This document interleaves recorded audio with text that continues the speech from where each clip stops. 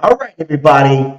Did Stoutland just expose the Eagles offense and tell us something that us as Eagles fans already knew? It was not Jalen Hurts, it was KP. But don't take it from me. You know what? I have to say about it.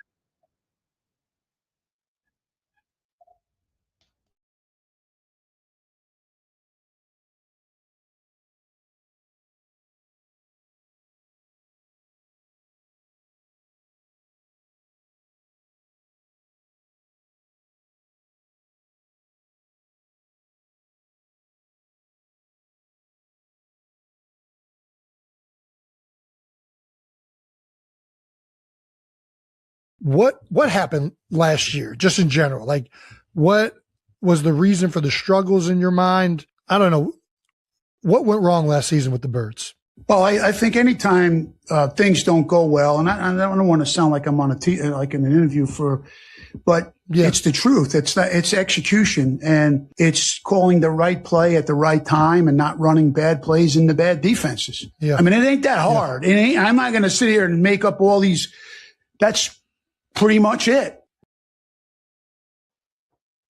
Eagles news, Nolan Smith. The Eagles pick up the fifth-year option on Nolan Smith. They had until May 1st to do so. So there you go. I would imagine that I mean, just saw the number. what is it? 13. $13 million. Yeah. That's a pretty big number. I Yes, mean, sir. where was he drafted? What 30th? spot? Yeah, 30, 31, around there. Oh, wow. That's a pretty big number. So he's going into his fourth season, so the fifth season is after that. Yeah. I don't think anyone expected he was going to get an extension after the off season, but I mean, this pretty much, you know. They gave his extension to Jonathan Greenard. Yes, yeah. Well, that's what he gave his extension to Nolan him. Smith has had moments, but has not put together a full good season yet for the Eagles. Part of that has been injury, Yeah. for sure. But injury is part of it. He's got to prove that he can stay healthy. And I think Jalen Hunt has evolved pretty quickly, I think. And I think if the Eagles were to rank who they are most sure about moving forward, I think they would probably have Jalen Hunt ranked ahead of Nolan Smith at this point. That Yeah, I would be think my you would guess. have to. Yeah. And listen, this is a big year for Nolan. Yeah. I'm pretty sure he still wants that extension, whether it's here or he winds up getting it somewhere else. But, they trade for somebody. They give him $100 million. You saw the way Jalen Hunt played last year. Big year for him, man. Competition is starting to sort of get thick over there at that defensive end position, that outside pass rusher position. So you have to fight to get on that field. Also, that position has gotten so expensive that even if you are a normal average edge, like it gets expensive. So I think they would, if he's going to cost that much, they would rather just get replacement level play, but cost for replacement level pay. So They also exercised the fifth-year option on Jalen Carter, Oh, yeah. and that number is $27 million. for his fifth year option, His salary, or this according to Jeff McClain, Top 8 pick. his salary for 2027 will be approximately $27 million. Bro, either that salary cap is going up an enormous number again next year, and they probably are anticipating this, or we may have the most expensive D-line in all of football. yeah, with Jalen Carter, well, with those three, Greenard, Carter, and Jordan It's Davis, $25 million each. Yeah. At least. and that's without the Jalen Carter extension, which I don't think is coming. Well, they just picked up his fifth year. Which they had to do by the end of the week. How about our quarterback? How about our quarterback? Your quarterback. He's a stud. He is a stud. I knew he was going to play that way. I knew it. Don't doubt him. All he does I'm is bird win. game 31 and I'm fly like an eagle. Hit him low, hit him high like the Eagles. Catch me on a podcast and we only talking Eagles. Dallas still sucks and ain't nothing like the Eagles. I'm one O-line, Jalen Hurts top 5. Run it like Saquon, like I'm down Queen. Always open AJ, touchdown, say. Strap him up like the Jean, sack him up, Zach Bond. On the road to victory, yeah. We gon' watch our Eagles fly. Hit 'em low, hit 'em high. Hit 'em low, hit 'em low, hit 'em high. We gon' hit 'em low, we gon' hit 'em high. We gon' hit 'em low, we gon' hit 'em high. We gon' hit 'em low, we gon' hit 'em high. We gon'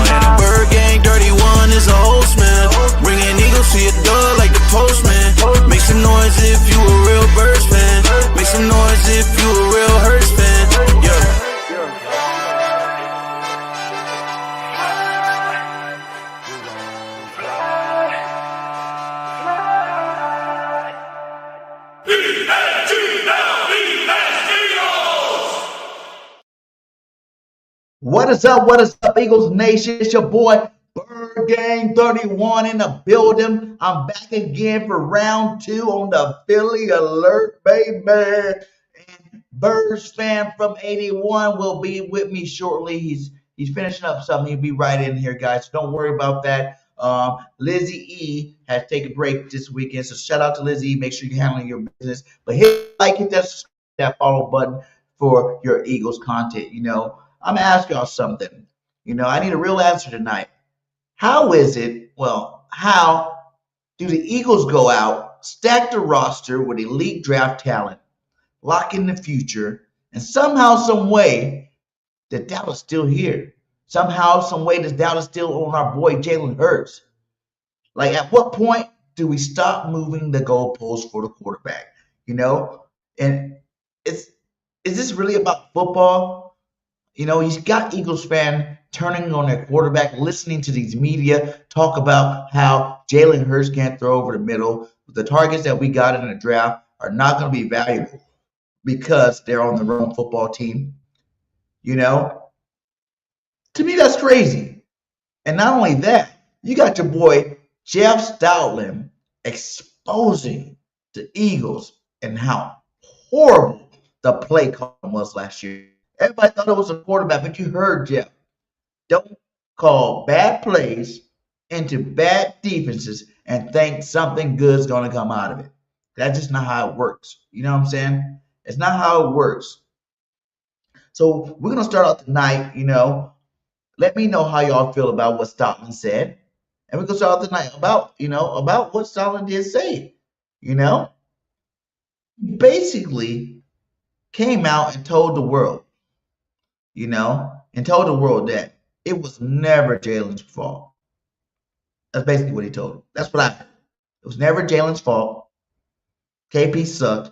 Nick sucked. We're helping KP adjust. He was a scapegoat out of Philly, you know.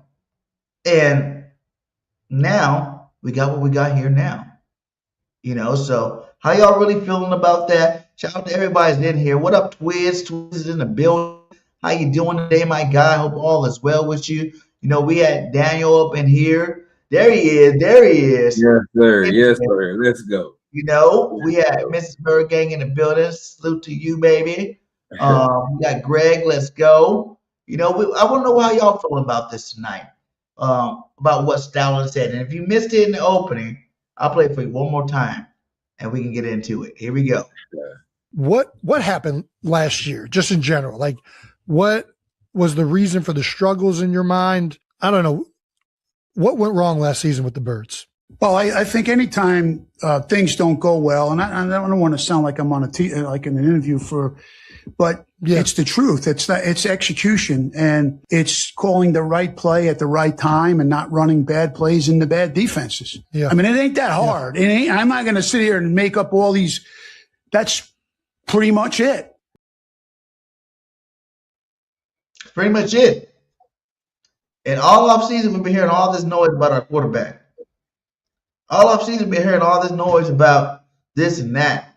When the truth is, it was all KP in the first place. That's what we all said. That's what we all knew. But we let the media, the outside media, try to convince us otherwise.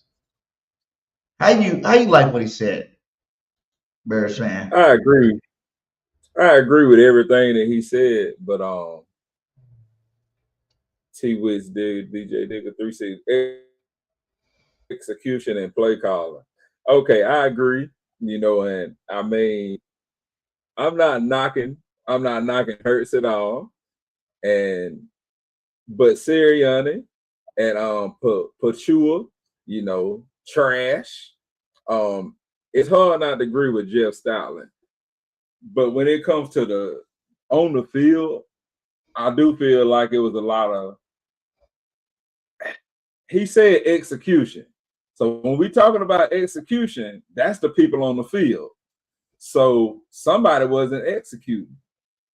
So does that start, is execution, is that off the field or is it on the field? It was Jalen changing the plays.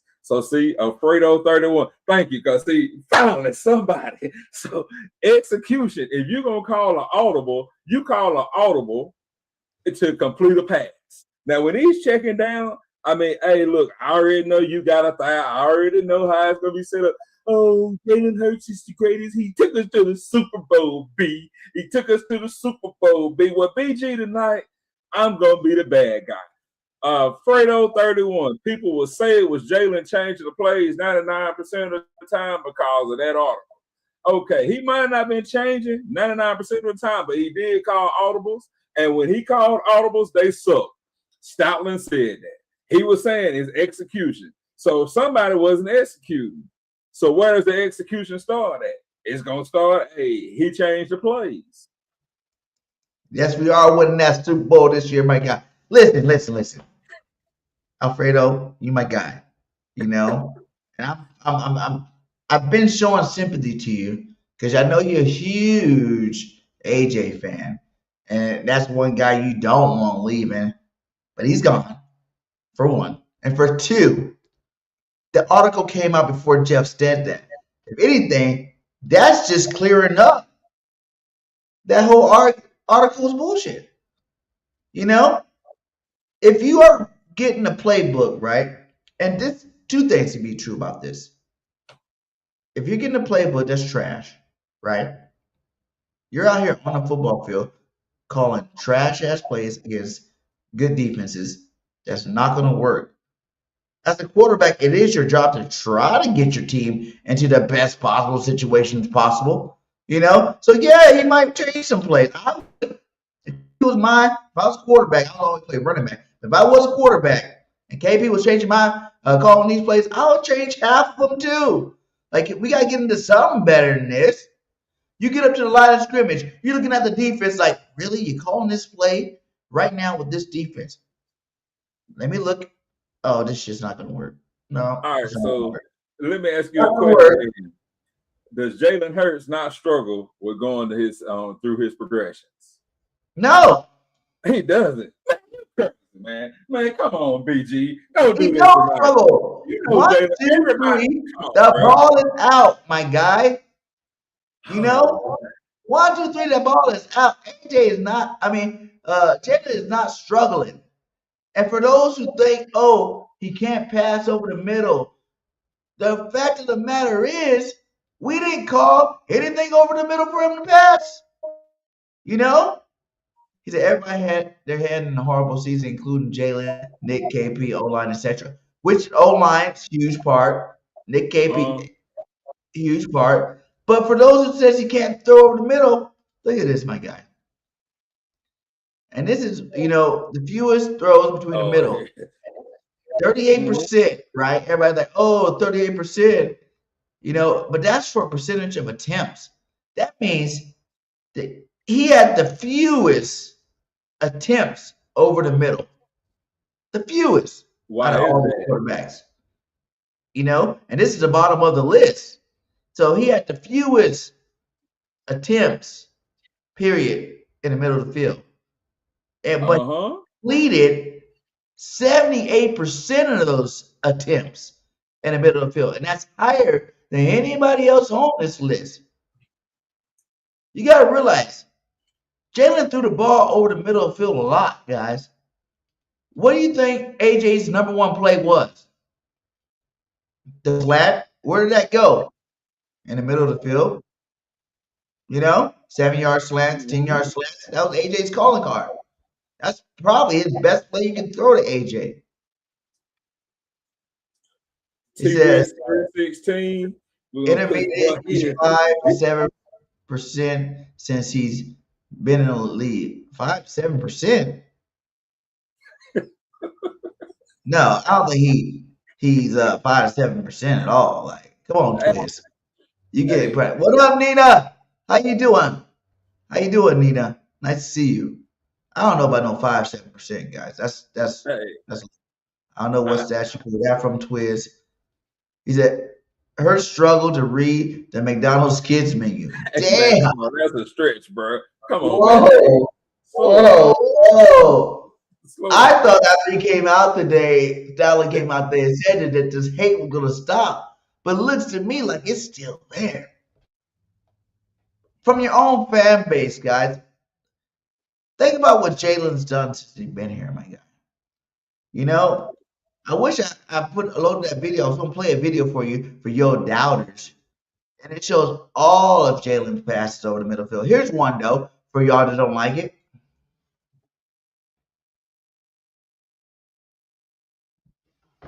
Middle of the field.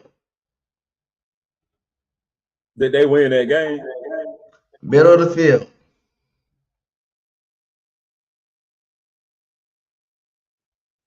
Where's that? Middle of the field.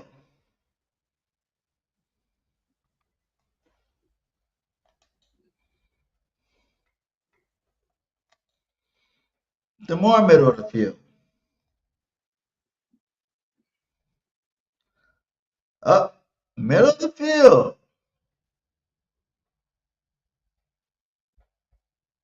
Where's this going? Oh, middle of the field. Hey, no, man. See what? No, bro. No, my God.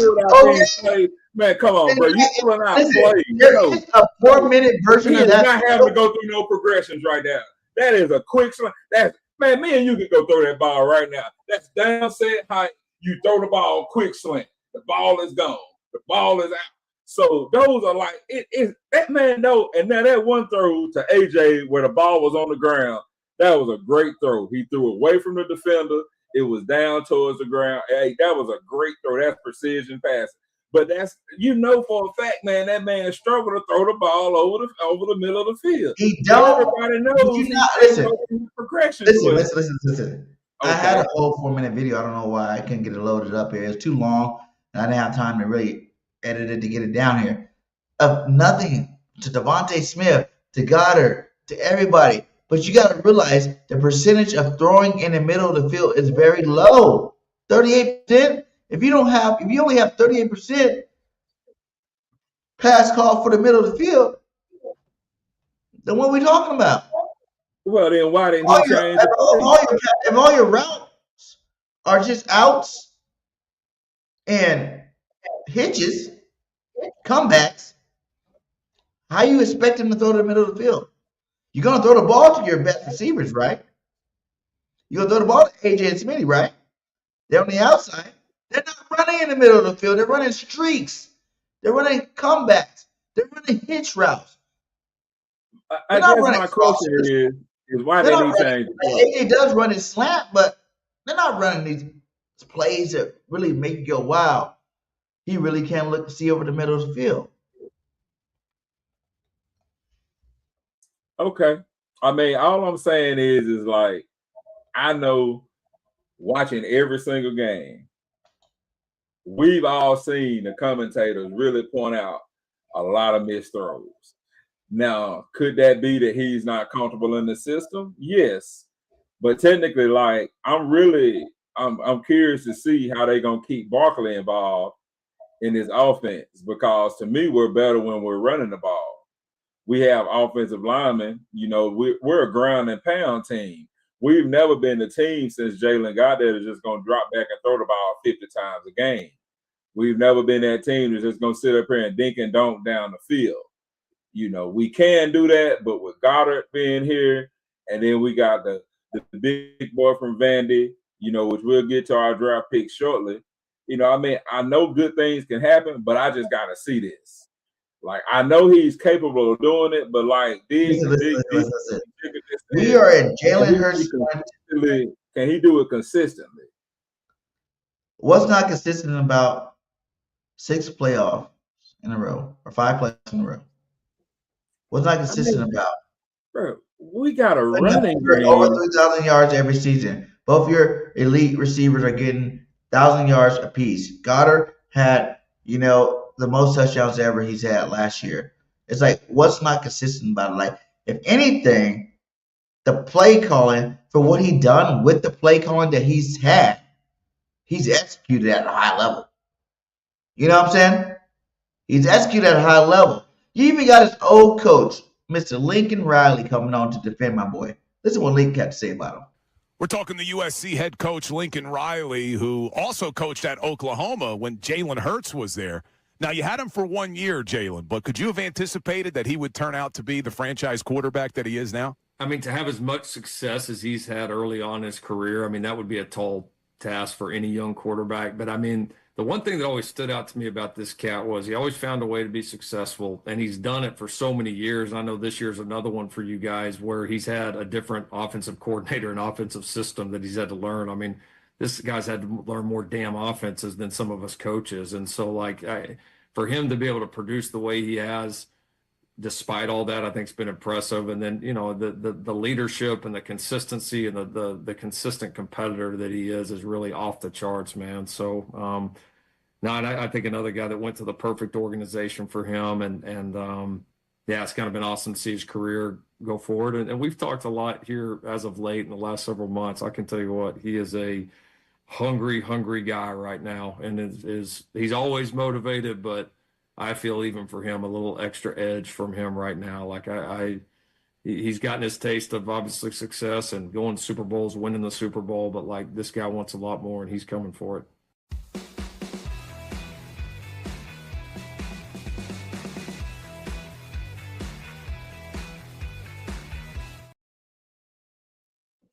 For shout out to Lincoln Riley, USC coach. I love USC. That's my school. Shout out to my coach, Lincoln Riley, over there. I wish you were offense coordinator for the Eagles, to be honest with you.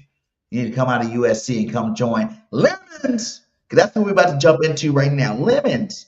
So we're still talking about Jalen Hurts' progression or lack of their progression that people saw. Now that the Eagles have went out and not drafted one, but two players that won their individual awards for being the best at their position. We're talking about Lemons. Everybody wanted Tate, Tyson, all these receivers besides Lemons. But Lemons is the one that won the Biletnikoff. He was crowned the best receiver in college football. And you know who's still in college football that everybody says is the best receiver? That's Deuce Smith from Ohio State. And guess what? He had a phenomenal year this year. But did he win the Biletnikoff Award? No, he didn't. Our boy Lemons from the U, from SC, he won the award. And the first thing Eagles fans have to say about it is, I don't think he's that good. He's kind of small. We don't need two small receivers. You know? That's the normal. problem with you guys are, you wanted the same, you wanted a clone of AJ. You figure if we're going to get rid of him, we need to have someone that can fill his role. Now, let me break it down to you guys, Philadelphia. And I've said this before. Lemon is a beast. Running the ball, receiving the ball. The boys have 3 drop passes in what? 2 years at SC. 3. Not hurt, so he's missing time. That's why the number's so low. He catches everything in his realm. He destroys zone defenses. He's elite level in one-on-one. His footwork is nasty. He's a straight dog. He can block linebackers, safeties, corners, whatever you need him to do. He's on go mode 24/7. That's the player we got. Now, if you want to think of the A.J. Brown leaving, is he coming in to replace A.J. Brown? No. He's coming in to replace Smitty production. Because y'all act like, you know, Smitty not about to be that dog this year. Y'all act like he's not about to be the big man on campus this year. Everybody thought we needed to replace AJ with another replacement of AJ, at least Smitty at the 1B. It is time, 6 years in, it is time to take your first round draft pick and give him the target he deserves to be number 1. And half the fan base believes that he can be number 1, and is going to ball out, have this monster year, and the other half still feel like we're lacking thereof at receiver. Lemon don't have to come in with 1,400 yards as a rookie. He don't have to be that guy. He does need to ball out. And I say 7 and 9, probably what you're going to get when you got one team. When you got the other draft pick we got, Dallas Goedert, Brown. Mm-hmm. You know what I'm saying? This guy, the difference, let me tell you a difference between Lemon and Brown, too, that you guys understand. One, on run plays, the Super Bowl year we won, AJ was running down the field blocking for people, blocking for Saquon. You know what I'm saying? When he wasn't getting the ball. After we won that Super Bowl, that ended. He wasn't doing that no more.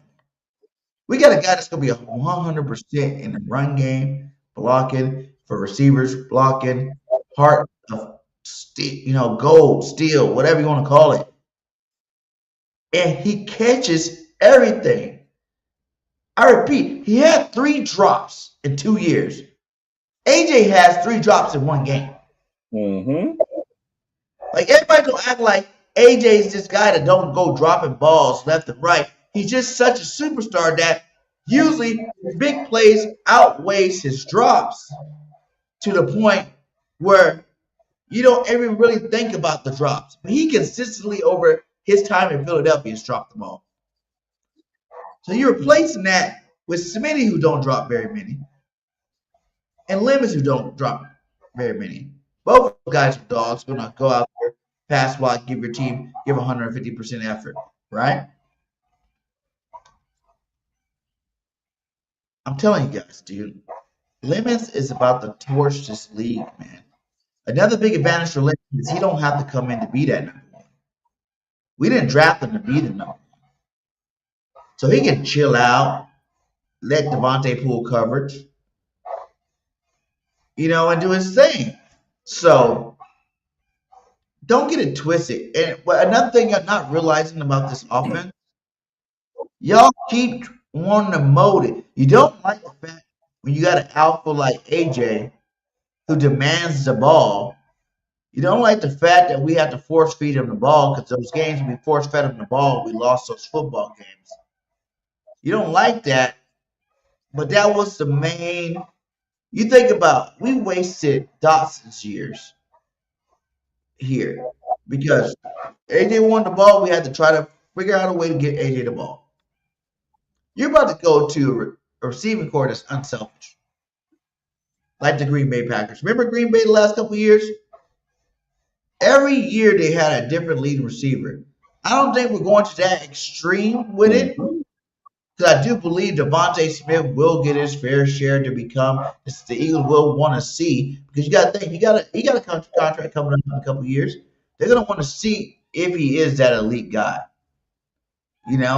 Should we give him the money that he thinks he deserves? They're going to want to see that, and this is the year to do it. But besides that, Wicks came from Green Bay. Automatically, he getting his targets, period. Wicks going to get his targets. They wouldn't have brought him over here, paid him all that money not to give him targets. You know what I'm saying? Hollywood Brown, speed demon. Jay loves throwing the deep ball. He's one of the best deep ball throwers in the game. He's going to throw the ball up to Hollywood Brown. It's going to be up to him. Is he going to end up like Quez Watkins, where you get open, I throw you the ball, you drop it, but Hollywood Brown's way better receiver than Quez Watkins ever could be already. You got Cooper, who's going to be out to prove something this year. You got Moore, who's out to prove something this year. If these guys, what I've noticed is we recreated this offense to guys that can catch the ball. It's not really about, and that are really good at separating. I think Lemon was the best in college at separation. Devontae Smith is one of the best in the league right now at separation. And then you got Wicks, who's pretty good at separation. It's at 5'11", 192 pounds. Lemon has a big game. What else to say? I'm sorry. Top of the 100 receiving yards in 4 contests, including back-to-back games against Northwestern and Iowa. Yeah. Anybody getting 150 yards receiving in any type of game at any level, that's big time. That's big time. It's normal. Like, the first thing you got to do is you got to catch the ball. The second thing is you got to hold on to the ball. And the only thing, 5'11", 192, that's not like a lot of people act like that's a little bitty guy. Like, it's smaller receivers in the league than that's been successful. Hollywood Brown, for instance, Devontae Smith. Yeah. So that's 2 guys right there. And his mentality, like, he fits Philly. Like, in order to play in Philly and be successful in Philly, you basically have to have a I don't care attitude. No one likes us. No one likes us. No one likes us. We don't care. The whole fan base has that mentality of we don't care. We're Philly. We're Philly. No one likes us. We don't care. He's coming in with that street mentality. He has this mindset to where, like, I don't care. I'm here to go catch the ball. Y'all are getting a dog. I always want a dog on my side. I don't want the guy that's going to get scared when it's time to fight, when it's time to lay hands. You want somebody that's going to go to war with you. And that's what he says he's ready to do. Not 3 drops. When you think about that, Wicks, he has a problem with dropping the ball. Now he knows, like, hey, I'm not going to get no balls with these 2 fools on. I got Smith, I got Goddard, I got tight ends, I got Barkley. So you got it. When the ball hits your hands now, you're going to catch it or you're going to be on the sideline. Facts. Because we got people in waiting. When you look at this offense, it is dangerous. It has the potential to be very dangerous. It's the deepest receiving core ever in Philadelphia. The deepest. I was with Gate City earlier. Shout out if you guys didn't watch that. Make sure you guys go watch that Gate City interview I did earlier today. And we really broke down the draft picks on there. I wanted to talk about some of these other things, on the show tonight. But, dude, this guy, man, he's something special. You know what I'm saying? He is something special. You look at Ahmad. Why is no one saying Ahmad St. Brown is too small? Why is he one of the best receivers in the game? Yeah. And when he's out of that offense, when he didn't play, they were really struggling in Detroit. Same school, same size. But I don't even know if Ahmad St. Brown won the Blitz-Off that year he came out. Like, we're getting talented players. And this offense is about to shift. See, I think people are so stuck with the offense we've been running, which the last 4 years, even though we went to 2 Super Bowls, right, and won 1, every last one of those years, we knew our offense could be better. Even the 2,000-yard Saquon year, our offense could be better, passing-wise. The competency at coordinator was the problem. The lack of getting separation last year was a huge problem. AJ's not known for getting separation. AJ's known for being physical, meaning he's going to out-muscle you for that football. It's not that he's really separated from the cornerback, but when you got 190-pound cornerback, he don't bully ball the cornerback for that ball, which he's good at. But now, everything just got easier for Hurts. You got guys that understand and can separate. Devontae Smith is always open. If anybody needs to be named always open, Devontae Smith needs to be that. Because when Devontae comes out of his break, and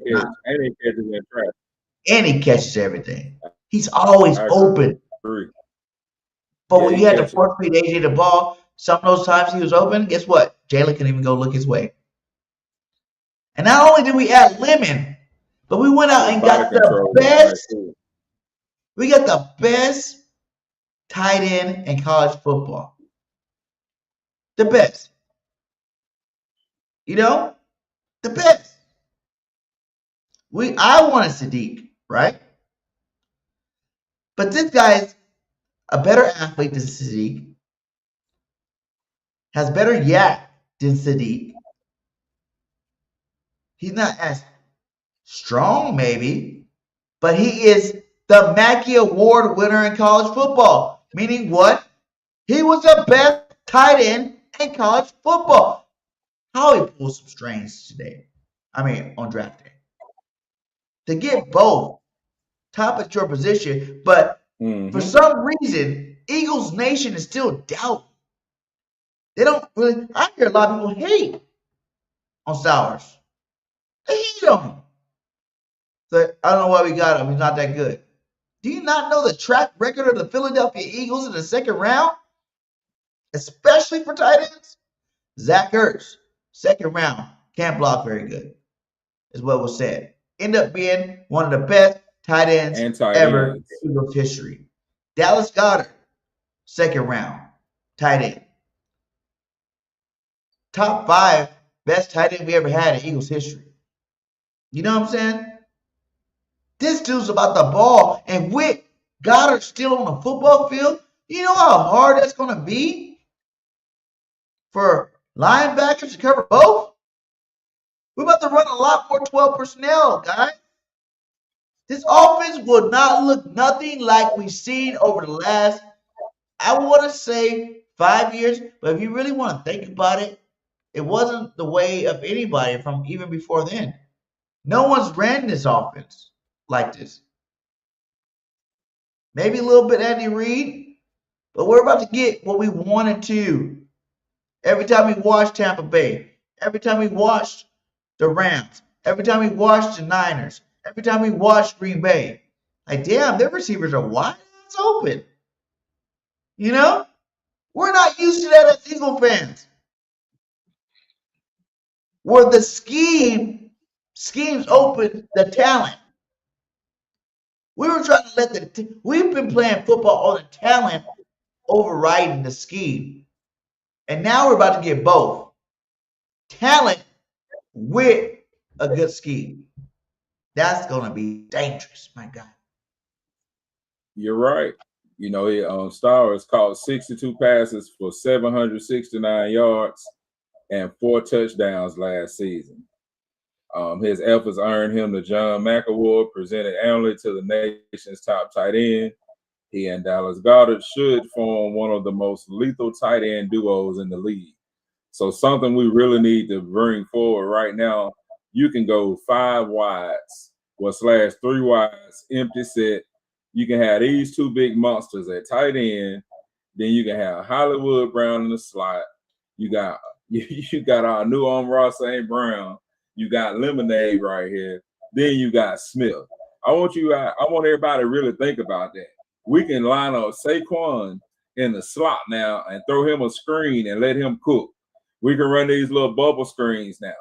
It's so much that's been opened up right now that we probably can't even think about. Think about if you were the offense coordinator right now with all these toys to play with. It's like a kid in a candy store. And then we're not even talking about the backup running back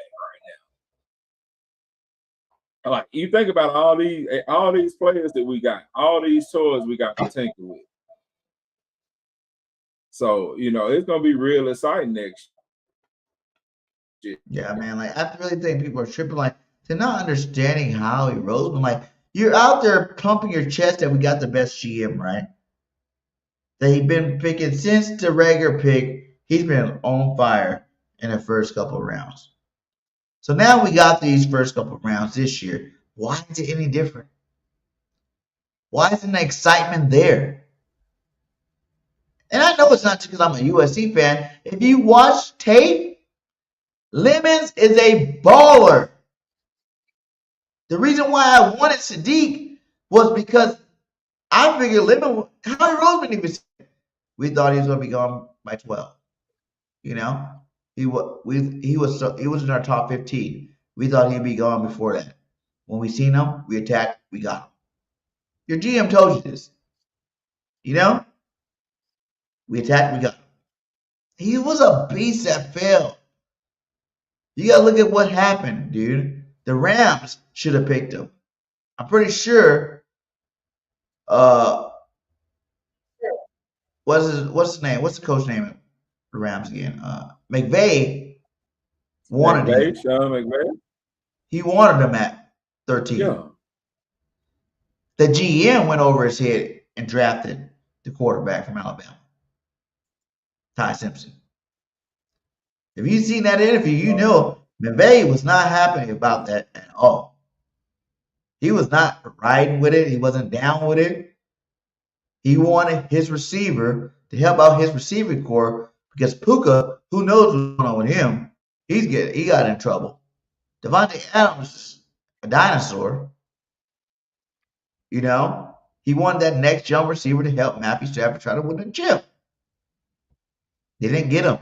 After that, teams didn't really have really too many, receiver needs out there. And then that's when Sadiq went off the board, which is another good pick. Where I still wish we kind of got him a little bit, but I love Lemons too. I think Lemons and Stowers together is better than just having Sadiq. You know what I'm saying? Like, and Sadiq then you think about Peyton too. Like, think about Peyton also. Like the quarterback that we picked up, they're saying he's like a Swiss Army knife, like Taysom Hill with the Saints. So when you think about that as well, that's another weapon to throw in there. Like, we hadn't even talked about, how Peyton, how they, like, hey, this guy had a 71% completion percentage last year, which means, like, we can use him in all kind of gimmick plays as well. So this is very interesting. Just like all the toys that they have to play with is big. He said Smitty not getting 1,400 yards. I see 3 guys with 8 to 1,000. Look at Green Bay. Look at Green Bay, Twiz. Go back the last 3 years of Green Bay, Twiz. I looked it up. There was always one lead receiver who was over 1,000. I think one was 11 one year, one was 13 one year, or close to 13 one year. There was always one. And they had a dominating running game, too. Josh Jacobs has been one of the best running backs in the NFL the last 3 years with Green Bay. And the thing is, what is your thought process? Because if anything, these picks made it that much easier for Devontae to get 1,400 yards this year. Made it easier for him. Think if we went out and got a lineman and a tight end. Do you think that would have been easy for Devontae to get 1,400 yards? I think he can do it no matter what. But at the end of the day, talking real football, you have less weapons to worry about. You know what I'm saying? To go get a Lemons in the top tight end when you already got a good tight end and some good receivers, you really won't be able to afford, especially if the line's healthy and the run game's in full effect. Again, like it should be. Just that alone is going to help Devontae. But the targets out there, you're not going to be able to double Devontae. What are you going to say? My question is, where does Saquon fit in at? Where does Tank Bigsby fit in at? Where does Shipley fit in at in this new scheme? Because it looks like we're going pass heavy. So what does that do? Because we're paying Saquon a whole lot of money. So how do you feel like that's going to? How do you think Saquon is going to feel about less touches? Like, do you feel like we're going to pass or run? Touches, guys. Like, if you looked at our games the last 4 years, we always left meat on the bone. Even the year was, like I said, Saquon had 2,000 yards, but there was still meat on the table for the passing game that just wasn't effective. You know what I'm saying? Like, Saquon was still 6th in rushing last year with, 1,300 yards, something like that. 13 or 12, something like that. And there's a lot of meat on the bone for the passing game still. What you don't understand, if you got a better coordinator scheming up better plays, there's going to be more passing yards. But it doesn't take away. It's not like all of a sudden, the Eagles were more like 50-50 last year, maybe 60-40 in terms of run and pass. We're going to be like 55-45 this year. We're not going to throw the ball 100 times more. You know what I'm saying? Like, we will get some more passes in there, but it's not even that. You just imagine if you take away all the drops last year that Jalen threw, his yards would be up there more. His touchdowns would be up there more. So what you're doing is you're getting guys that can catch the football. You're getting scheme systems that's going to help get, the football to receivers easily. To the point where it's going to feel like the same amount of plays in terms of run to pass ratio. But the execution, like Stoutland said, is going to be at a higher rate. So I think Saquon still goes out there. And to be honest, he got all them yards last year with a beat up offensive line. All these guys are like healthy this year. Plus, we picked up the dude from Miami, Bell. We picked up that guard from Georgia to help solidify. We brought Johnson back. Man, a healthy offensive line, period, is a good offense for the Eagles, running the ball. The question is, and I heard you all talking about it earlier, was the offensive line depth as well. So, yes, we did get better in the draft, but, everybody wanted an edge, which we got that now. Everybody wanted some more weapons. We got that now. And then we got the offensive lineman. And if you look at Howard's draft history, it's offense, defense now. It seems like he's addressing both sides of the ball. So he might go heavy defense, then he's going heavy offense. But that's how he's able to keep that payroll in a consistent. Because, you can't keep everybody. You got to go back and forth with it. Yeah, you got to go back and forth. Defense, when we went, what? Because you got to remember, it was like basically every 2 years we switch it up. Remember, first round Rager, first pick. Next year, first round Devontae Smith. And then we went. I think the year before that we took offense. I think it was offensive lineman before that. And then you went Jordan Davis, Jalen Carter, Nolan Smith, Quinyon Mitchell, Cooper DeJean. So that's 3 years. And now you're back on offense. You go Lemon, Stowers, offensive lineman. All these guys get paid. Like we talked about at the beginning of the season. I mean, the beginning of the show. It's prove a year for Jalen Carter and Nolan Smith. Yeah. The Eagles just picked up their 5th-year option. And out of those two, I told you I think Jordan Davis is going to be the best DT moving out. I still stand on that. Like, until he shows me, and I feel like the Eagles did this for a reason. They didn't want to send either one of them this year. They're both injury prone. Why go out and give either one of these guys a bag when they can't even stay healthy? Fans love them. I love them. But they have not proven, like I even said at the gate, I've been telling you guys, Jalen Carter's never lived up to his number 1 pick. I don't care what anybody says. He's never lived up to that dominant player. He's good. But he ain't been full season dominant since we had him. He ain't had double-digit sacks. He's been in He spurts. ain't close to that. Yeah. He ain't. That's fair. To be calling him the next Aaron Donald, he's done nothing like Aaron Donald since he's been on our team. Jordan Davis had a better year than him last year. I know he was hurt, but he did. Nolan Smith plays good and gets hurt. Good and gets hurt. He's too small and get hurt. Why do you think we went out and made that Gerard trade? If we were so high on Nolan Smith, Jalen Hunt, why would we need to go out and pay $25 million a year for an edge rusher? Knowing that Nolan Smith's going to be up for a contract.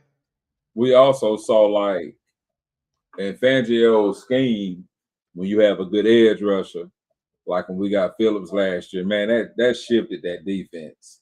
Like, just having him coming off that edge, man, it changed, like, the whole dynamic. Because you got to, two people got to block him. You got to account for Carter. You got to account for Davis. And now, Izzy Carter couldn't work out last year. He hasn't been hurt like Nolan. That's true. He hasn't been hurt like Nolan, but Carter has missed a lot of important games. Yeah. So now, we're gonna have some depth, and if we can get this big boy trained up, we're gonna be all right. We got a lot of things to work on, a lot of holes to plug, but definitely Carter could, if he can stay healthy, he's dominant, man. I mean, like he's top 3 in the league, even with all these injuries. You can't name 3 other players that's really better than him outside the top 3. You got Chris Jones, you got Carter, you got your boy from the Giants that just got traded to the When Browns. you talk about, if you want to say, because even Destin Lawrence, they don't really play the same position. Destin Lawrence more like a Jordan Davis. Like it's defensive tackle, there's north tackle. We run the 3-4, hypothetically speaking, which is really a 5-2. 5-2 making Jalen Carter more of an end as opposed to a DT. Like in terms of like, if you wanted to compare him to defensive tackles, okay. We didn't come out drafting them to compare him to defensive tackles. Come out draft them to be the most devastating defensive player in the league. And I can think of a lot of people that are way more disruptive than Jalen Carter. Myles Garrett. When he's healthy, man, when he's healthy, he's top tier. Chris Jones. There's more people out there.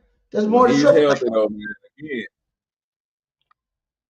It didn't work out last night. He's healthy though, but that's the thing too. PFL How has healthy a ring. Can you get with 2 bum shoulders? And you play defensive tackle. But let's look realistic. And the same thing, the Eagles basically is saying what I'm saying by doing the 5th-year option for both of these 2 cats. You 5th-year option them to say, prove it. Nolan's been hurt consistently, but it's not that Carter hasn't been hurt. It has been hurt consistently too. It's the fact that he has 2 bum shoulders, and you play defensive tackle. How's that supposed to work out for you? I'll wait. Y'all got a magical answer with 2 bum shoulders? How you can become the best defensive tackle in the game with 2 bum shoulders? I'm waiting because I don't know how you do it. What we got going on here? I got his PFL pulled up right here for you. Overall grade of 2025, 60. So, that's 58 out of 134 defensive linemen. Wow. We'll check this. Snap count, 640. That's 32nd, and there's 32 teams, guys. 32nd out of 225. Pressure rate. Out of 225. Mm-hmm. That's 17. That's not really that bad. It is still kind of, if you're going to be the best defender in football type thing, that's kind of bad. 17 out of 134 defensive tackles that qualify.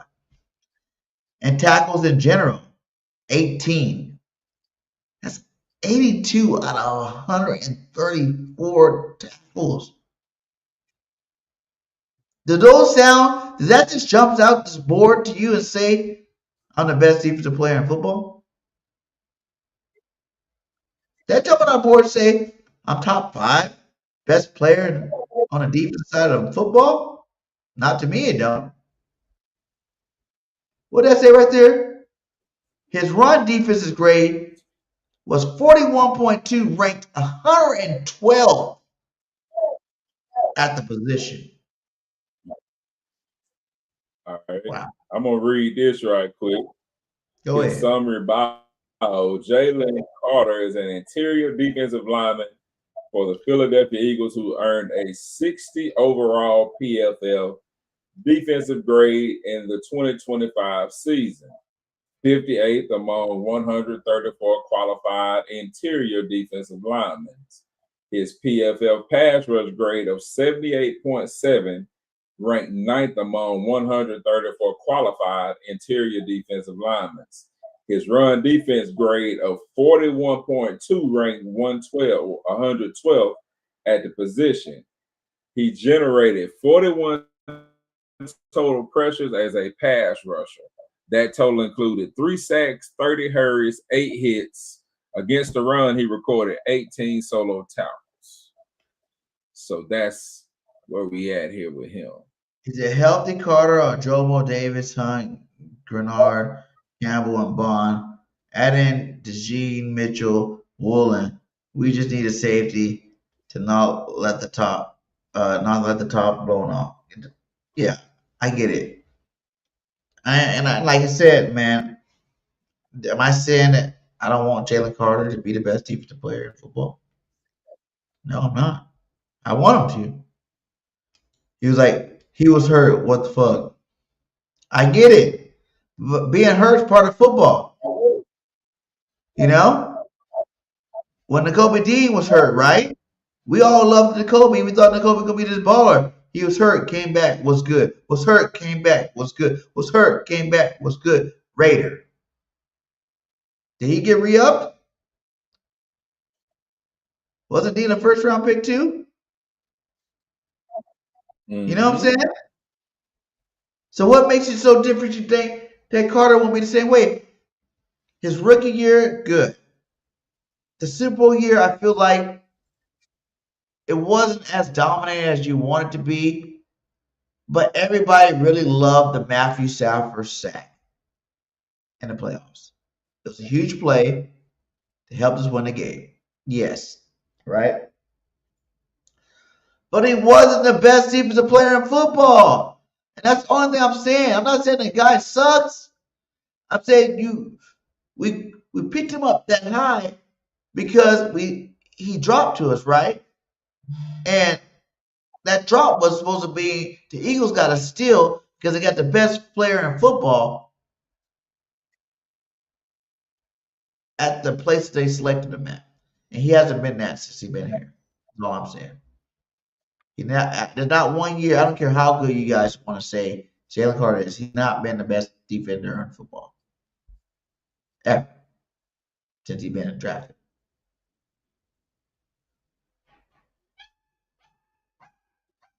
I'm not killing them from one down year, Twiz. You're killing them from one down year. But if you look at the progression, that last year was the year he became the best defensive player in football. Right? And I told y'all this last year. Jordan Davis is going to be the best DT. Jordan Davis is like one of the best DTs in football right now. You want to be honest. He's only going to get better. So it's not that I'm poo-pooing on them. I'm like the Eagles. I want to see what you do. I want to see, are you going to come back from these shoulder injuries? Are you going to ball out so I can give you that bag you deserve? But I'm not just throwing you any bag. It's going to be off of how you play. You know? How you play. And Nolan definitely got to do good this year. That's true. You know, he's been hurt a lot more. It says something when you got to go get greedy because you expect these first-round picks to make it so your roster and be those staple at their position. And as of last year, the only one that's a staple that you could say has earned the bag is the guy that got the bag, and that's Jordan Davis. And he's still got to continue to get better. He's still young. He's going to get better. That's why I say he's going to be better than Jay Carter. Because, I don't know, man. I just have this funny thing about his shoulders, man. I don't like to play that position and not have good arms. That doesn't equate to being a good football player. You know, you can't be a defensive tackle. Like, imagine if you're an offensive lineman and you have bad shoulders. You think that offensive lineman gonna play 10 years?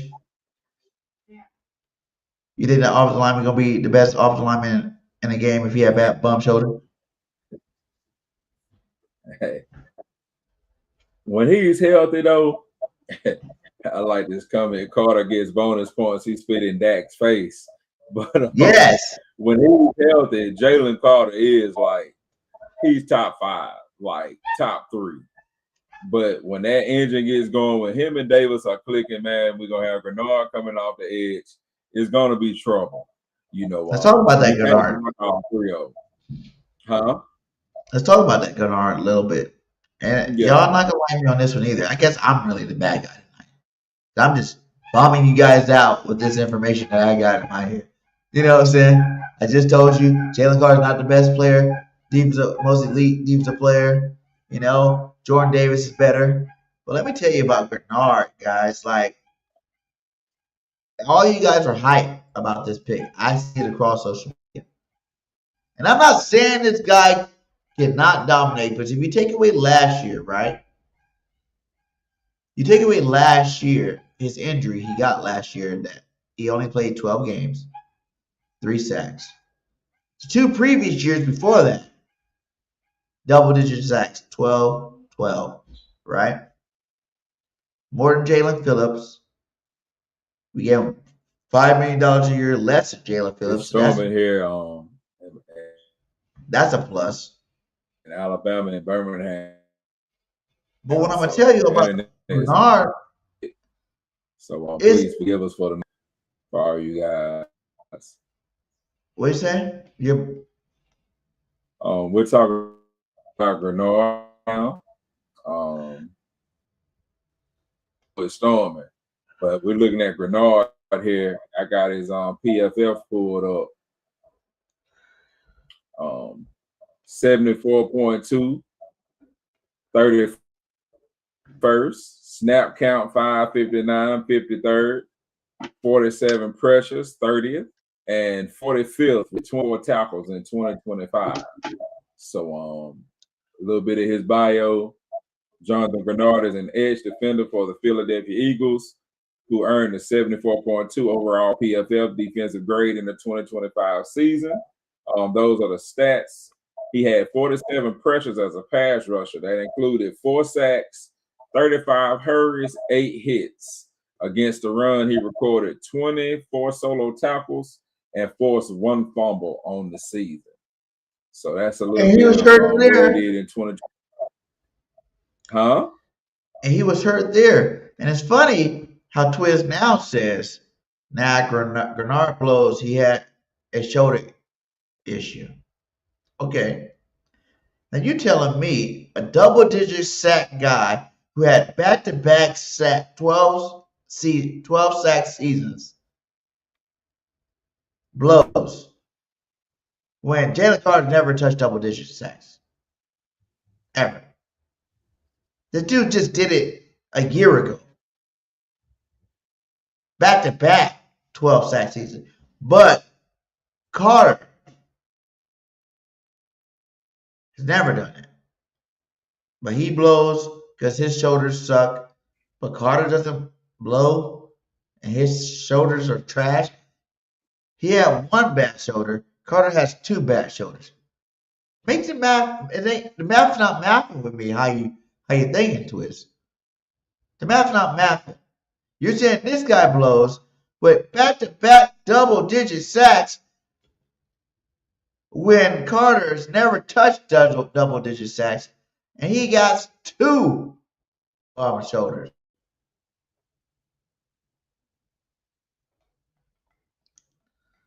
Math not math. Keep the same standard. He's the interior guy taking on doubles. What are you talking about taking on doubles? Interior guy. You don't think Greenard, when he got double-digit sacks, he was getting double teamed? Is that what you're saying? Last I checked, anybody with double-digit sacks get double teamed. Interior, outside. Jalen Carter plays outside too. You know? So I'm really confused. I'm not trying to be Debbie Downer, but even what you're saying about Greenard, I'm not sold on him either. I'm not. When they first started talking about Greenard, I was not down with it. Like, he was like the bottom of the list. If we can't get this guy, that guy, this guy, that guy, this. Okay, we can get Greenard. But y'all act like this guy's going to be the savior of this defense, too. Man. Y'all going to tell me something, Eagles Nation. Are we set at D-line? There's still some good pass rushes out there. If we're not, there's still some good ones out there. Let me see. Well, that's the players. Did I have it down here? What is this one? No, that's Jalen Hurts. No, there's still some good ones. I think I deleted it. I had it on here. It had a list of top free agents still out there. There's still some good ones out there that we can add to this defensive line. What we want is for these guys to play great. And that's for both Carter and Greenard.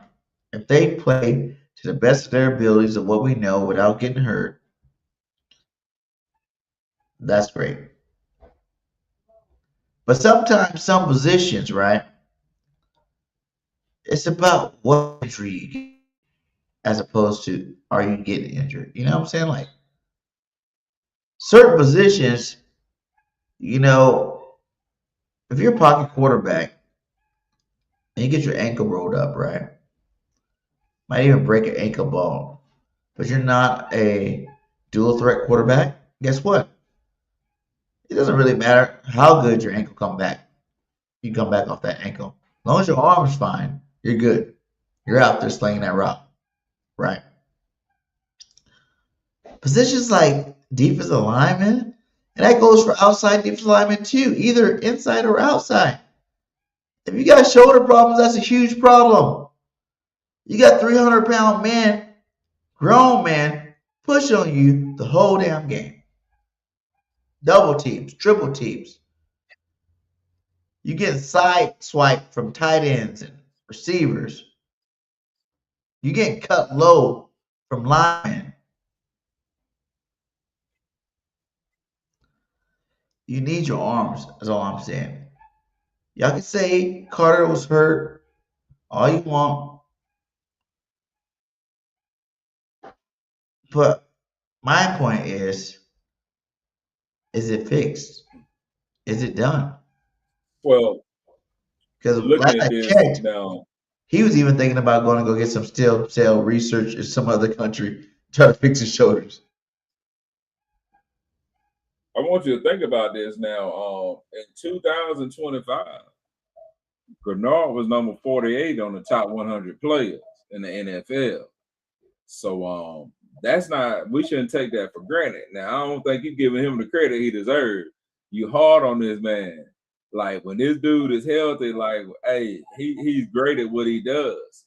And that's what we need him to do. Basically, we want a Phillips. Like we want somebody that's going to impact the game like Phillips did. And I feel that he can do that. Because, I mean, look at Minnesota's defense. Like Minnesota's defense, it was good. So I feel like Philadelphia's defense is even better. Yeah. So when you throw him in the mix, when you got Davis and Carter, I mean, hey, you got Smith. I mean, we got the horses to where he can roam free. Yeah, that's true. And we even made Jalen Phillips look better when he came over. Yeah. We can make him look better. But I'm just saying, if you're going to throw out big money, go big. Go for guys that, price. Like, people don't realize, like, there's levels to this game, right? Phillips, Greenard, that's kind of like the same level. You got the Myles Garrett, the Nick Bosa, the TJ Watt. You know what I'm saying? I'm trying to think of another really elite pass rusher that's out there.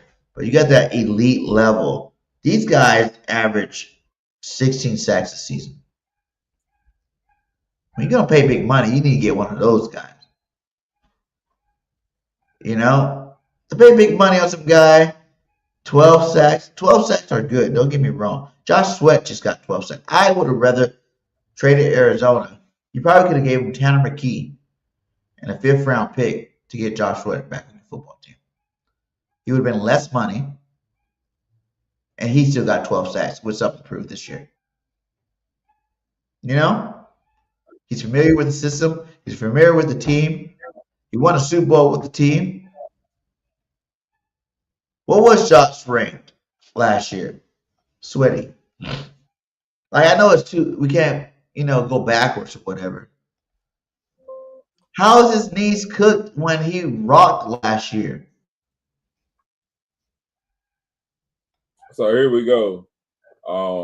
PFF, Myles Garrett, Michael Parsons, Aiden Hutchinson, Will Anderson Jr., Jeffrey Simmons, Chris Jones, Daniel Hunter, Bosa, Joey Bosa, Malik Collins, Nick Herbig, Chase Young, Jawan Briggs, Cameron Hayward, Kobe Turner, Nick Benito, Abdul Carter, Dexter Lawrence, Josh Hines Allen, Byron Young, Jared Verse, Alex Highsmith, Jalen Carter. So, wow. Hell, some of those guys I even know who's there. These are the 32 top pass rushers at the end of the 2025 season. So, yeah, and you know what? Will Anderson just got re-upped. I know we couldn't get him, but some of these guys on here, Daniel Hunter, wasn't he got re-upped? Joey Bosa, the Bills, he was a free agent we could have picked up. I don't even know who Malik Collins is. You can keep going down. There was a couple of those guys. I don't even know who the hell they are. Nick Herbert was good. I heard the Eagles was talking about picking him up. Who the hell is Briggs on the Jets? I don't know him. Cam Hayward, old. Okay. Kobe Turner. Okay. Whatever. Abdul Carter, rookie last year. That's the Lawrence. We should have picked him up. I said I wanted to get him. I would have, you know what I'm saying? Brian Young. Okay, the Rams got a good defensive line. We've seen 3 of the top 20 on just the Rams defensive line alone. Highsmith, who's another rotational player, better. It's like, come on, man. Jalen Carter. That's 22. Yeah. I give him credit for being over Phillips and Matt Crosby. That's crazy. But yeah. That proves my point right there. There's like 5 cats on that list. I don't even know who the hell they are. For real. And definitely ain't nothing special. He's under. So I love what the Eagles did. You know what I'm saying? I love that they're giving out the 5th-year option to these guys. And I love that the pressure's on them this year. Because the pressure's on, you know why? We just locked up our secondary. I know people want another safety, which will be nice, maybe. But I think that's the reason why they brought back Epps. I think that's the reason why they, restructured Michael Carter's contract. You got to realize that base package, Cooper DeJean goes back to safety. So do we really need another safety, really? We can't have I don't really think we need another safety. I think you'll be able to hide with the pressure that'll be up front now. You can hide a lot of people. And the pressure will be a lot better up front when you got Woolen on the side, when you got Cooper DeJean, when you got Quinyon Mitchell, when you got Makuba coming back healthy. The pressure is gonna be hard. They're gonna have at least good 3 seconds to throw. You know what I'm saying, to get to the quarterback. Blank, smart guy, good in the box, liability and coverage. Okay. What is that? He said he's good in the box. So. Are you talking about the rookie we picked up? Mm-hmm. He's definitely a box safety. And which, if you think about it, that's what we need. We need a box safety. There go Greg. What's up, Greg? Greg Miller. I can still remember when Jonathan was played for the Houston Texans before going to the Minnesota Vikings. Yeah. We got to realize Greenard's older than Phillips. He's an older player in the league in general. It's not like Phillips was young. Like, I'm almost looking at the $5 million difference. It's like, was it really worth it? Why did you just bring Phillips back for a full year? Give him a 4-year contract too. He has higher upside. He's younger. He's only 25 years old. You know, he played good in our system. Why don't you just give him spend an extra $5 million, pick up Phillips back, bring him back instead of getting an older guy who has produced higher, but he's older and he's coming off of an injury. There has to be a reason why Minnesota let him go if he was so good. You know what I'm saying? Teams don't let good football players go unless there's something behind the scenes. You know what I'm saying? Unless there's something behind the scenes there. So,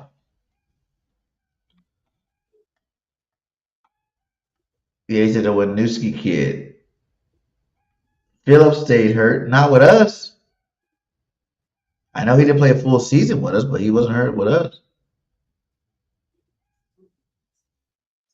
This football, man, people get hurt, and I wish I could find a percentage of how many players get a major injury and come back better. Even in the NFL, like that's always been the knock. Like it's very hard to come back from like. It's not for long for a reason, guys. Yeah. Some really think of Odell Beckham still trying to play football right now. But when he got that major injury, he has not been the same since then. And he was the best receiver in football ever before he got hurt. He was doing stuff that no one's ever done.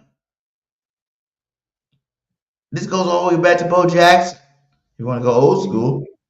The best running back. If Bo never messed up his hips, would be hands down the best running back ever. Would have had multiple 2,000-yard seasons. Would have destroyed the league for years.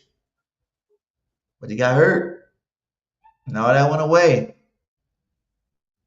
It happens every single year. Another star falls to injury and never comes back to be the same. Chiefs better hope Patty Mahomes come back the same this year. And I doubt it. I don't think he's going to be 100% the same this year. You know? Like, injuries are a part of the game. It's a physical sport. Adrian Peterson is rare. That's rare. You're right.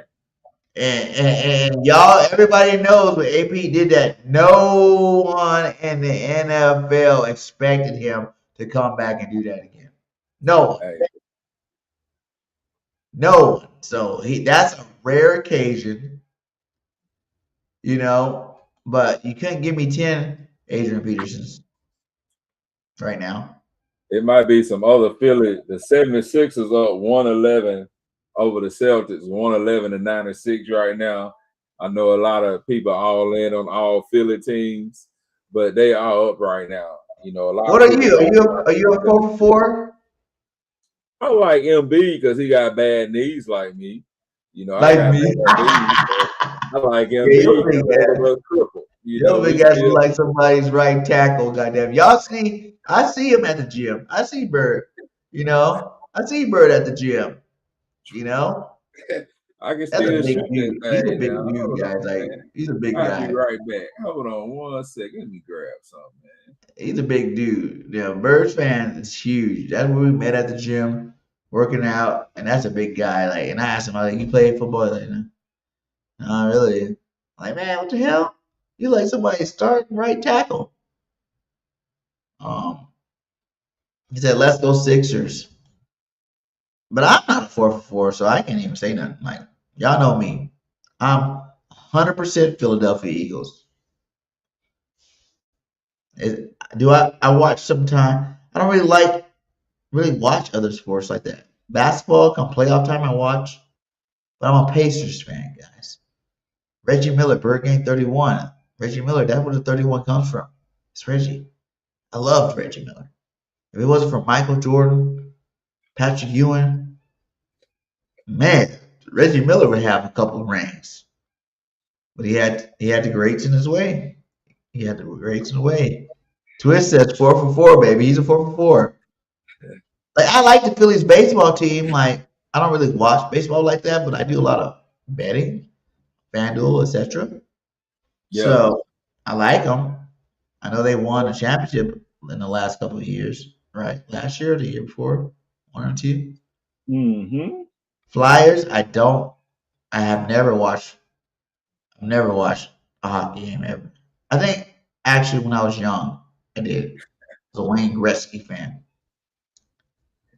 You know what I'm saying? I was living in LA. Wayne Gretzky was the best hockey player. I guess I Oh watched yeah, him. yeah. I guess I Everybody. watched a little bit of him. But if you want to know sport wise, USC Trojan, baby. So Penn State, I'm sorry. You know, I know that's not a part of your 4 for 4, but you know, baseball, I'm a Giants fan. San Francisco Giants. Barry Bonds. I played football with Barry Bonds' nephew. He looked just like Barry Bonds too, except for he's big. Played football with Barry Bonds' nephew. That was my team back in the day. Basketball, Indiana Pacers, Reggie Miller, obviously, like I said. So I'm spread out. I think you gotta be diverse with your sports teams. You know, you can't just have everybody from the same city, same town.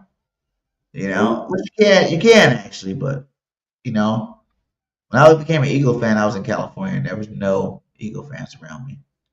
And that was one reason why I became an Eagles fan, to be honest with you. I didn't want to fall suit with everybody else. I didn't want to be a Raiders fan, a 49ers fan. When I was going to elementary school, because this is a long time ago, when I was in elementary, they were like force feeding you to be a Raiders fan or a Dodgers fan. I still do like the Dodgers a little bit too, I ain't gonna lie. I like the Giants and the Dodgers, so I guess they're 2 California teams. But I'm a Cali boy. I love my Giants. I love my Eagles. I love my, you know, Pacers. That's another place I need to go to some Pacer games. But I will say this: I'm supposed to be moving to Philly, and I want to go. The Flyers are a good hockey team. I want to go see a hockey game. I can't. Yeah, I feel like I wouldn't mind going to go check one game because I've never been to one, so a hockey game would be cool to go check out. Is that good? Maybe. I mean, who knows? Maybe when I move to Philadelphia, I'll become more of a 4 guy. You know? Because like I said, I kind of like the Phillies. The 76ers are cool. I love AI back in the day. You know? MB, baby, MB. Paul George he's from Pacer. I hated him from Pacers because he's a choke artist. He sucked in the playoffs. Great in the regular season. You remind me of the Dak Prescott of basketball. He was the Dak Prescott of basketball when he was the Pacers. You loved him in the regular season, but some playoff game, man, he would choke his ass off. Like Pacers kind of sucked after the big brawl in New York. That kind of destroyed our team, and we haven't really been the same since. So last year, I know we went to the championship. You know, I was hoping we could pull it out, but you know, when you don't have your best player no more, he'll be back next year. So I think the Pacers will be back on it. I'm happy and excited to see the Pacers get back to something, but it's like Pacers suck too because it's a small market town. Like the best team is the Hoosiers in Indiana, and no one wants to ever go play for the Pacers. We don't get chances to get LeBron James, Luka, you know, all these huge freaking players on the Pacers. No one want to go to Indiana. Who the hell want to go to Indiana? But I'm still a fan. I love them. Love them to the end. But 4 for 4, guys, no. I'm a 1 for 1. The Birds, baby. The majority of all my clothes, I got more Bird memorabilia, merchandise than any team ever. Even more than USC, and I love USC too. I've been to multiple games for both, and something about them Eagles, man. Ever since seeing them Randall Cunningham back in the day. Bounce off, look like Gumby. Throwing touchdowns, running all over the place, changing the game of football. I've been hooked and addicted to him. He's a hockey's greater to watch in person. I bet it would be. Like, even now, too, hockey, they let you fight again. I remember for a while they wouldn't let you fight. And now I be seeing hockey clips and they be fighting again. So that's why. You know how hard it is to fight on ice skates? You know what I'm saying? Like, you're on ice skates. You're on ice. You're fighting. I've went ice skating a couple of times. I couldn't imagine fighting nobody on those skates. You know what I'm saying? All right. We're going to do a little Philly trivia before we get out of here tonight. Let's do some Philly trivia. Let's do some Philly trivia. But y'all, let me know in the chat what's your grade in this Eagles draft. Because right now, I still give it an A. I think it's very underrated. People aren't giving it the credit it deserves. I think Lemon's going to be a monster this first year. Yeah, I said it. The first year, going to be a beast, a dog. And I, you know what? To be honest with you, I'm going to take it to the next step. I'm telling you, Devontae's going to have over 1,200 yards receiving this year, and Lemon's going to get 1,000 too. I said it. Even though we spread out the ball, Jalen Hurts about to throw for 4,500 yards. Because I think that little thing you talked about earlier, First fan, we got that quarterback now. Jalen don't want to do the push tush. If you don't want to do all these special run plays, you'll throw him in there. Let the rookie go in there. He's a big guy too. Yeah. A dual threat big guy. Let him go do it. Let him do it. You know. Oh hell no! Don't start that. Don't start that. Don't start that. No. That 5th round draft pick has no shot at being a star quarterback for Philadelphia Eagles. At all. Ever. Like I'm not even gonna even debate that one. Jalen would never get benched as an Eagle. He would get traded before he's benched. Like they did McNabb. Like they did McNabb. Yeah, it'd be the same thing. What we got up first? Hey, make sure you guys go check it out. Is this on the website? Yes, it is on the website. You guys get out there, man. It's growing. I will say shout out to y'all that have joined Philadelphia Eagles super fans, man. It's my passion. I want to bring the best to Philadelphia. Hey, it's an amazing site, guys. It has so much that I can't even list. It'll take me like 5-10 minutes to even list everything it has on here. From trading cards to trivia to games to competitions to rap battles to everything. Like it has everything on this one site. And you know, when I first launched a couple weeks, we were at 3. We're up to 24. Philly 500 is going to be is part of this promotion. You know what I'm saying? He's an ambassador. We're doing giveaways. We're going to be doing a lot of stuff this year. It's going to be very big, man. Very big. Like, it has everything, guys. Make sure, you know, if you're ever just chilling, not doing nothing, you got like 20 games on here you can go play to pass the time. Some of the best games out there. You know, rap battles, card battles, even card battles too. And that's even going to be even better. Like, I'm still fine-tuning a lot of this stuff up. But that's going to be – we got Eagles Bingo. You know what I'm saying? Eagles Bingo on there. We got the roster rush, timeline, who said it. Let's do who said it too. Let's do who said it tonight. Let's do who said it tonight. Okay. Famous quote. I'm not going to be the one to divide this team. I'm not going to be the one to divide it. I would say T.O. You guys What put it in y'all chat. think, chat? Play along with us, guys. And make sure all you have to do right now, guys, if you guys want to take, you know, the few of you guys that are in here, take a second, type in birdgatenation.vip because you are the VIP fan. Type it in and play along with us. You know, you'll become a member and play along with us. But let's drop some answers in the chat, guys. Who do you guys think said, I'm not going to be the one to divide this team? You got Donovan McNabb say it, Andy Reid said it, Ryan Dawkins said it, or Terrell Owens. Who do you guys think really said this? If it's me, I'm going to say T.O. It's either T.O. or McNabb. What the chat say? Did the chat say anything yet? That's the question. Oh, it wasn't T.O. Team Obliviator, he said. So he was talking about T.O. They're in the T.O. controversy. T.O. didn't say it. All right. Donovan App said it. I knew it was either one of them. I He goes, got I a got a ring, ring, baby. baby. I got a I ring. got a ring. Oh, Brian Dawkins. Dawkins has no ring. McNabb has no ring. Yeah. He got a ring because he, after the Eagles won, he got an honorary ring. Yeah, I knew that. Oh, I was gonna say Reggie White because Reggie White Man, he got a ring with Green Bay. Well, no, I mean but we talking about the Eagles. Green Bay. Okay, that's a good one. He had that Green Bay. We're from Philly. We fight.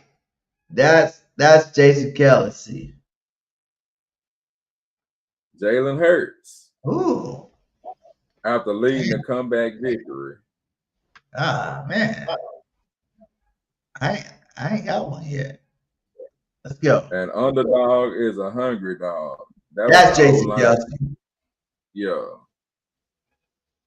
Iconic parade speech on the Art Museum steps. I got me one. I believe we can win the Super Bowl. It's got to be probably, huh? All of them said it. But I believe that's so vague, man. I don't know who said that. Who do you think said that? I'll say Nick Foles. I was gonna say Nick Foles or Dougie P.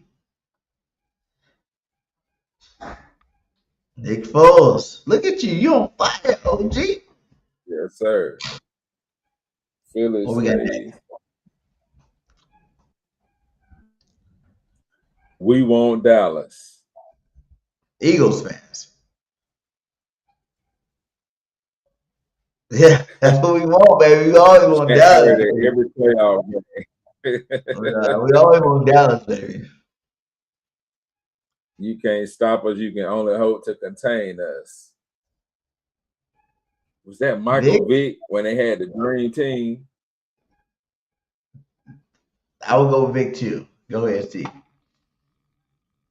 Oh man, the ultimate weapons confidence. That was Randall Cunningham. Man, we learned this. What did you say that? Oh, the ultimate weapon. Cunningham. Oh, okay. Another one I didn't know. See what I'm saying? These are games that even good Eagles fans don't know.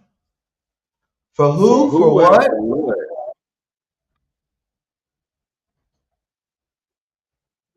Ricky Watt.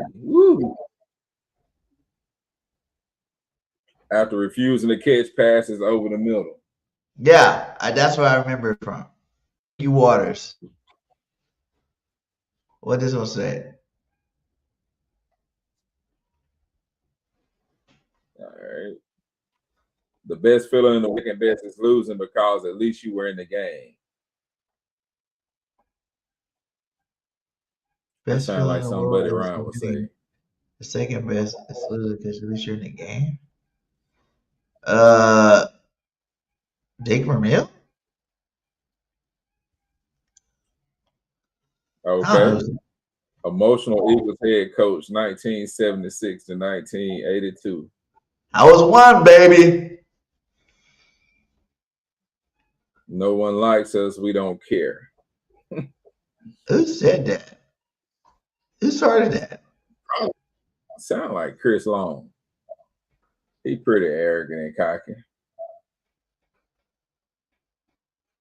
Oh, Lane Johnson, post Super Bowl celebration anthem. Lane said that? Yeah. We're not doing very good right now, guy. Score 60. 3 in a row. You see what I'm saying? And guess what? You earn 30 SP points. And 30 SP points is like currency on this website, guys. It's gonna be used as currency. You can be able to buy things with it, do things with it. So make sure you guys go check it out, man.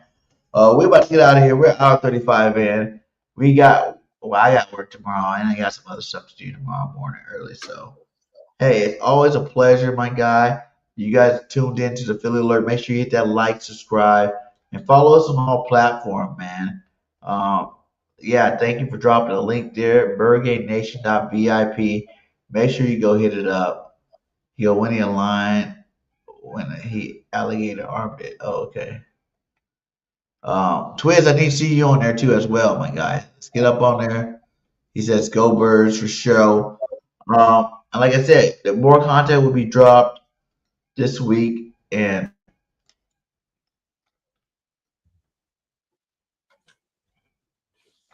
yeah, more content will be dropped this week, and Yes, I sir. ain't got nothing to say. I kind of broke it down for you guys. So All right. fly, Eagles, fly. Fly, Eagles, fly. We'll And be go back Birds. next week. You know, we're gonna go a little bit more in depth with the draft. Talk about some of these draft picks in depth, and you know, we'll have Liz back next week as well. So Liz will be back next week as well, guys.